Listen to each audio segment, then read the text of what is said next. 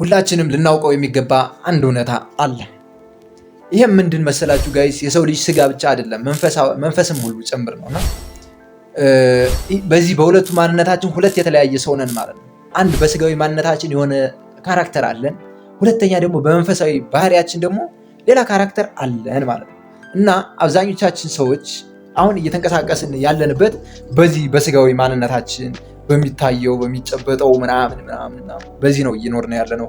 የምንበላለን ለዚህ ነው፣ በቃ ፋይት የምናደርገው ለዚህ ነው፣ ጂም የምንሄደው ለዚህ ነው፣ ሽቶ የምንነፈው ለዚህ ነው፣ ዋሬቨር ብዙ ነገሮቻችን የምናደርገው ለዚህኛው ነው። ግን ከዚህም በላይ ይህ ስፒሪቹዋል አይደንቲቲያችን በጣም ሂድን ሴክሬት ያለበት እዛ ጋር ነው ደግሞ ያለው ጋይስ። ይሄኛው ማንነታችን የፊዚካሊ የሚታየው ነገር በጣም ሊሚትድ ትንሽ ነገር ነው። አንሳ ብትሉ 100 ኪሎ ጀግና የተባለ ሰው 100 ኪሎ ሊያነሳ ይችላል። ከዛ በላይ ግን መሄድ አይችልም፣ ማንሳት አንችልም። ለምንድን ነው? ይሄ ቦዲ የሚባለው ነገር የራሱ ሊሚት አለው፣ የራሱ በቃ ድክመት አለው። እና ከዚህ ይልቅ ያ ስፒሪቹዋል ማንነታችን ስፒሪታችን በጣም ጠንካራ ነው፣ አይደክምም፣ ሁሌም ጠንካራ ነው፣ ሁሌም ብርቱ ነው። እና ይህን ነገር ማወቅ አለብን። ለዚህ ደግሞ ልክ በዚህ ልክ ምግብ እየመረጥን ይሄ ካርብ ነው፣ ይሄ ፕሮቲን ነው፣ ይሄ ምናምን እያልን እንደምንበለው ለዚህኛው ለስፒሪቹዋል ማንነታችን አይደንቲቲያችን ምግብ ልንመግበው ይገባናል። ምግቡ ምንድነው ካል እውቀት ያስፈልጋታል። የነፍስ ባህሪ ምንድነው? ነፍሳችን ምንድነው የምትፈልገው ስንል የመጀመሪያው እውቀት ትፈልጋለች። እውቀትን እንዴት እናገኝ? ከፖድካስት ሊሆን ይችላል፣ ከመጻሕፍት ሊሆን ይችላል፣ ከስነ ፍጥረቱ፣ ከዚህ እጽዋቱ፣ ከእያንዳንዱ ስራ መማር አለብን ጋይስ።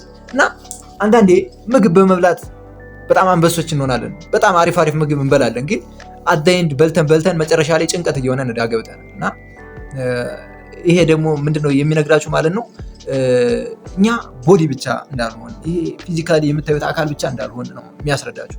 አትሊስት እንዲሁ ማር የማትወዱ ሰዎች ልትኖሩ ትችላላችሁ አክቹዋሊ። እና በቃ የሚመቻችሁ ምግብ በሉትና የሚመቻችሁ ምግብ በልታችሁ መጨረሻ ላይ ባታዩት ራሱ ደስ ይላችኋል። ይሄ ለምንድን ነው ከተባለ እኛ ስጋ ብቻ አይደለም መንፈስም ጭምር ነን። መንፈሳችን ደግሞ ያንን ምግብ፣ ያንን በርገር፣ ያንን ዋሬቨር ስጋን በሉት በቃ የምትፈልጉትን አይነት ምግብ አይደለም የሚፈልገው። ይቺ መንፈሳችን የምትፈልገው አዋቂነት ነው፣ ዘላለማዊ ናትና ዘላለማዊ የሆነ ነገር ነው የምትፈልገው። ስለዚህ እሷን ለማግኘት ማንበብ፣ መልካም ነገር መስማት፣ መጾም ከሆነ መጾም፣ መጸለይ ከሆነ መጸለይ፣ መስገድ ከሆነ መስገድን ትፈልጋለች እቺ ስፒሪቹዋል አይደንቲቲያችን። እና ለእሷ እንኑርላት። ደግሞ ታላቁ ፓወራችን ያለው እዛ ጋር ነው፣ እዚህ ጋር አይደለም። እዚህ ጋር ከምታዩት አካል ጋር ምንም የለም ጋይስ።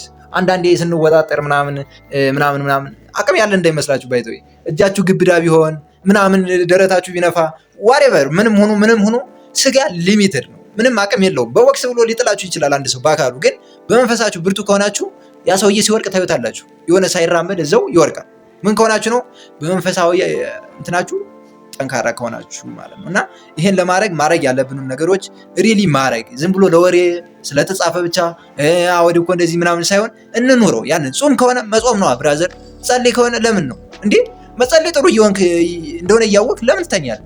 ለምን አትጸልይም? ለምን አትሰግድም?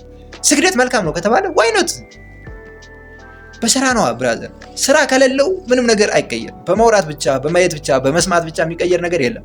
ወደ ተግባር ስትቀየሩ ብዙ ነገሮችን ታስተካክላላችሁ። እኔ በግሌ ተጠቀምኩበት ኤክስፒሪየንስ ያደረኩት ነገር ሸር ማድረግ ደስ ስለሚለኝ ነው ሸር ያደረኳችሁ። ኤክስፒሪየንስ ለማድረግ ትንሽ እየተሞክሩ ደን እንደውም በቃ የማትጠብቁ ብለሲንግ ይመጣል ጋይስ፣ የማትጠብቁ ጸጋ ይመጣላችኋል። እና ይህንን እናድርግ። በጋራ እንደግ። ኮሚኒቲያችን በጣም ይደግ።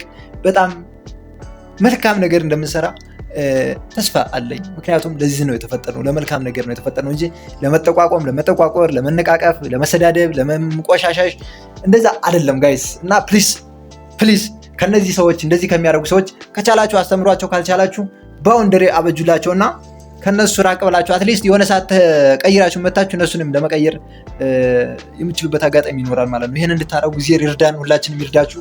መልካም